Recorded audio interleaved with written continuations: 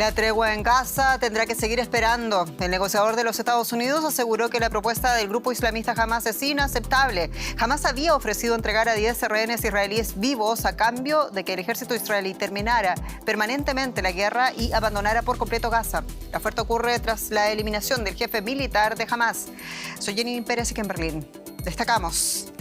En plenas negociaciones por un alto el fuego, Israel continúa presionando a Hamas con bombardeos en el norte de Gaza. Hamas dijo que podría dar prueba de vida de 10 rehenes israelíes. El gobierno de Israel reclama a más de 50. Y en una conferencia regional sobre seguridad en Singapur, el secretario de Defensa de los Estados Unidos afirma que China quiere alterar el equilibrio de poder en Asia. Tenemos el análisis.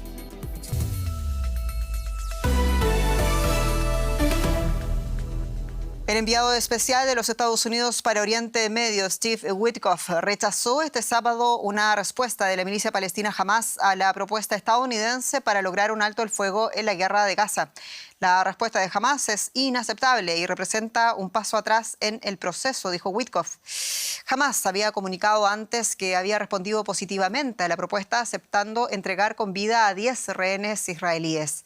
La milicia, considerada un grupo terrorista por varios países, incluido Alemania, pedía a la vez cambios en el acuerdo, como un fin permanente de la guerra y la retirada total de Israel de Gaza, propuesta respaldada por otras facciones palestinas. La propuesta de alto el fuego de los Estados Unidos cuenta con el respaldo del gobierno de Israel. Y más temprano, la periodista Maya Siminovich ofrecía desde Tel Aviv más detalles sobre las conversaciones del alto al fuego. Escuchemos. Efectivamente, hoy se ha anunciado durante todo el día que jamás iba a pronunciarse y una vez se pronunció aquí la noticia es que los oficiales israelíes entienden que no acepta el plan propuesto de Witkoff o que lo acepta pero proponiendo términos diferentes que son inaceptables por Israel. Así que parece que hay de nuevo un estancamiento, pero todavía nada es oficial.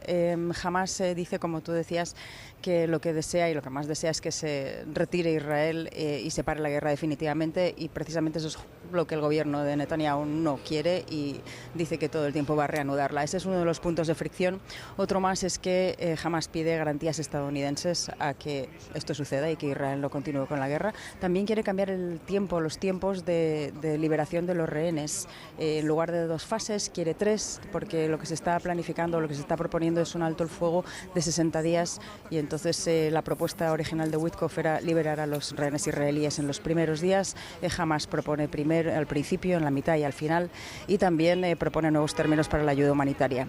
De modo que no es exactamente el plan de Witkoff lo que ha dicho que sí Hamas, y sin embargo ha dicho que sí. Maya Siminovich, muchas gracias por estas informaciones en Tel Aviv. Y un desafío contra el tiempo sigue siendo la distribución de la ayuda humanitaria en los puntos de la Franja de Gaza, donde permanecen cientos de miles de desplazados palestinos. Las ayudas están a cargo de una nueva agencia humanitaria respaldada por Israel y por Estados Unidos, creada tras ese quiebre entre el gobierno israelí y la ONU, además de sus agencias asociadas de ayuda humanitaria. La nueva agencia humanitaria asegura que su misión es llegar a todos, pero, como vamos a ver en el siguiente informe, las críticas no cesan. Huir de las bombas y buscar comida. Los gazatíes se enfrentan diariamente a desplazamientos para su supervivencia. Aquí en la ciudad de Gaza, en el norte, las explosiones se produjeron poco después de las órdenes de evacuación israelíes. No todos pudieron escapar a tiempo.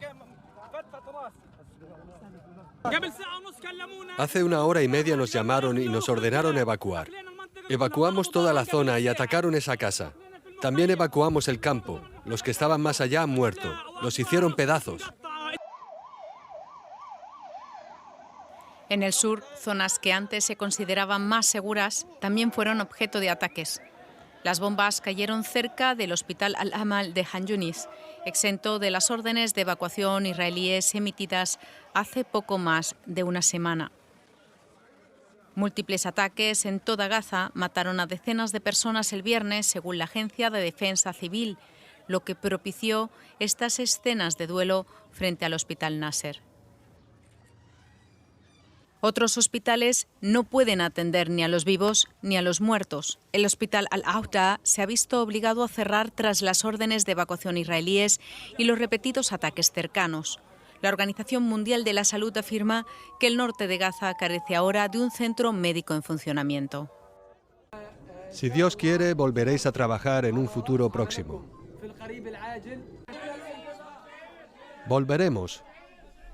Cuando no están desplazándose, los gazatíes hacen cola. A las cocinas comunitarias llegan entregas limitadas de ayuda, pero parte de esta ha sido saqueada. La ONU declaró este viernes que bandas armadas habían robado grandes cantidades de material médico y alimentos de sus almacenes y camiones. Otras entregas de ayuda están siendo bloqueadas por manifestantes israelíes. Aquí, en el paso fronterizo de Kerem Shalom, en el sur de Gaza, los asistentes a la convocatoria afirman que Hamás podría poner fin al sufrimiento liberando a los rehenes restantes tomados en sus atentados terroristas del 7 de octubre de 2023. La guerra terminará cuando Hamás no esté en el poder en Gaza y cuando tengamos de vuelta a nuestros rehenes. Ya lo hemos dicho muchas veces, como también hemos dicho que si Hamás quiere que termine la guerra en Gaza, tiene que devolvernos a nuestros rehenes. No hay otro modo. Israel y Hamás siguen enfrentados por las condiciones de un alto el fuego propuesto con la mediación de Estados Unidos. Pero sobre el terreno, los gazatíes apenas pueden aspirar a una ración diaria de arroz. Irán aceleró el ritmo de producción de uranio enriquecido. Así lo indica un informe presentado este sábado por el Organismo Internacional para la Energía Atómica, la OIEA, por sus siglas, que calificó el avance de muy preocupante. Según el reporte, Teherán elevó sus reservas hasta un 60% y se acerca con ello al 90% requerido para fabricar armas nucleares. La cantidad de uranio enriquecido iraní supera 45 veces el límite autorizado por el acuerdo de 2015 para controlar el programa nuclear iraní. La República Islámica de Irán rechazaba el informe calificándolo de impreciso y políticamente motivado. Israel, por otro lado, urgió a la comunidad internacional a actuar de inmediato. El primer ministro Benjamin Netanyahu consideró que ese grado de enriquecimiento solo se justifica en países para buscar o que buscan desarrollar armamento nuclear. El secretario de Defensa de los Estados Unidos, Pete Hegseth, ha lanzado una severa advertencia sobre las ambiciones de China en Asia, afirmando que Estados Unidos defenderá sus intereses en la región. En su intervención en el foro de seguridad más importante de Asia, Hegseth afirmaba que China quiere dominar Asia. Instó a los países a seguir el ejemplo de Washington y de reforzar el gasto en defensa para contrarrestar la amenaza que representa China. Y ampliamos la mirada con Ana Solís, analista internacional de la Universidad de las Fuerzas Armadas de Hamburgo, aquí en Alemania. Ana, escuchábamos al secretario de Estado de Defensa de los Estados Unidos, quiere decir, y ha dicho que Estados Unidos es un aliado más confiable que China y advirtió también sobre las intenciones de Pekín de querer controlar toda Asia. ¿Es Estados Unidos ese aliado para países asiáticos que buscan la paz y también la libertad de acción? A ver, Estados Unidos es efectivamente el único aliado alternativo con capacidad militar para países como Japón, Filipinas y Taiwán. Y, por ejemplo, Estados Unidos ha ampliado sus bases militares en la región, especialmente en Filipinas, y además otorga a varios países armamento, aviones cazas, realizan ejercicios militares conjuntos. Y esto es importante, este suministro, para disuadir precisamente a China de una incursión militar en Taiwán. Aunque hay que decirlo, existen de todos modos dudas de si efectivamente Estados Unidos entraría en una guerra abierta frente a una incursión militar de China en Taiwán. Y por otra parte, algo importante es el del problema del discurso de Hegseth en el Foro de Seguridad en Singapur, es que es contradictorio. Por un lado se presenta como un socio más confiable, pero por el otro lado su lenguaje frente a China es de abierta confrontación, lo que provoca más bien incertidumbre y una posible escalada de potenciales conflictos en esta región, y donde es necesario restablecer el diálogo bilateral entre los ministros de Defensa de China y Estados Unidos. Ana Solís, muchas gracias. Gracias, Jenny. Y en otras noticias, Polonia elegirá en segunda vuelta este domingo a un nuevo presidente. Los comicios se consideran clave para el destino del país y el futuro de una serie de reformas que podrían afectar a la propia Unión Europea. Dos principales candidatos y dos visiones opuestas de país. El candidato pro-europeo de la coalición cívica y alcalde de Varsovia, Rafał Trzaskowski, y Karol Nawrocki, el candidato nacionalista de derecha. Campaña hasta el último minuto en una reñida elección presidencial. Rafał Trzaskowski, del partido de centro-derecha Plataforma Cívica, se reúne con simpatizantes en el centro de Polonia. Pro-europeo, comprometido con la acción climática y con fuerte apoyo entre el electorado urbano. Rafał Trzaskowski es un político con mucha experiencia. En tiempo de crisis necesitamos a alguien como él, no solo en Europa, sino en todo el mundo.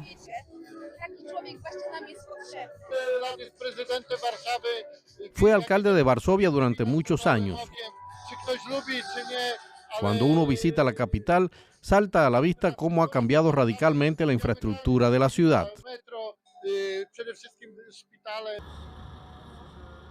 Los críticos, sin embargo, ven a Trzaskowski como parte de la élite privilegiada de Polonia y muy afín a Bruselas, en contraste con Karol Nawrocki, conocido por su discurso crítico hacia la Unión Europea y sus políticas. Se presenta como un candidato dispuesto a defender los valores católicos tradicionales y adopta una postura dura en materia de inmigración.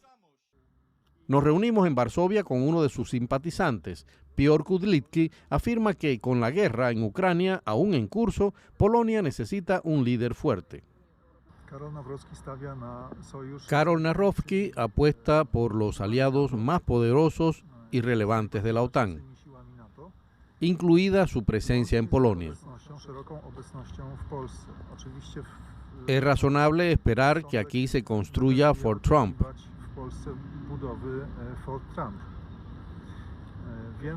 Sé que Karol Nawrocki lo garantiza. Por desgracia, su oponente fantasea con un ejército europeo que no existe. Ver a Nawrocki con el presidente estadounidense Trump en la oficina oval impresionó a su base, principalmente votantes conservadores que viven en el campo o en pequeñas ciudades. Que su campaña se viera ensombrecida por escándalos, como informes sobre su participación en peleas de hooligans de fútbol y acusaciones de vínculos con delincuentes, no pareció afectar a sus seguidores. Małgorzata Szumowska, activista social en Varsovia, dice estar preocupada por el futuro de Polonia.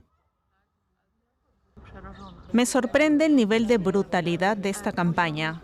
Cómo nos alejamos de la cultura del diálogo. Es algo que escapa a mi comprensión. La decisión sobre quién habitará el Palacio Presidencial justo detrás de mí puede ser un momento clave para el país. Determinará si sigue siendo una democracia liberal o toma un rumbo más nacionalista. Además, tendrá implicaciones globales y definirá el papel futuro de Polonia en Europa y en la OTAN.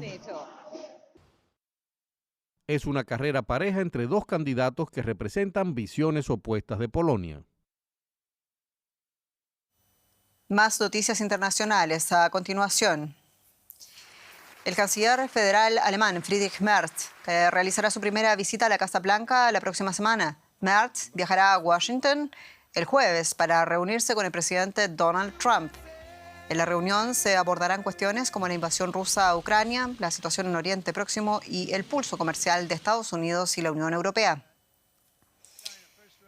En Nigeria, más de 150 personas murieron tras las lluvias torrenciales que han inundado Mofca, ciudad comercial del centro norte del país en el estado de Níger. El gobierno activó al ejército para brindar ayuda a la población. Según los científicos, el cambio climático está provocando que las lluvias estacionales del África Occidental sean cada vez más extremas. Y vamos a terminar con un apunte del fútbol porque el Paris Saint-Germain se coronó el campeón de la Liga de Campeones por primera vez en su historia. Las imágenes. Sucedió en Múnich, donde el equipo dirigido por el español Luis Enrique goleó al Inter de Milán por 5-0. Nunca en la historia del torneo había habido una diferencia de 5 goles en el final. El equipo parisino, quiero decir, se fue al descanso ganando 2-0 y dominó luego ampliamente el juego durante el segundo tiempo ante un Inter impotente. La imagen del día. Así nos despedimos. Muchas gracias por su sintonía. Somos Deutsche Welle. Hasta pronto.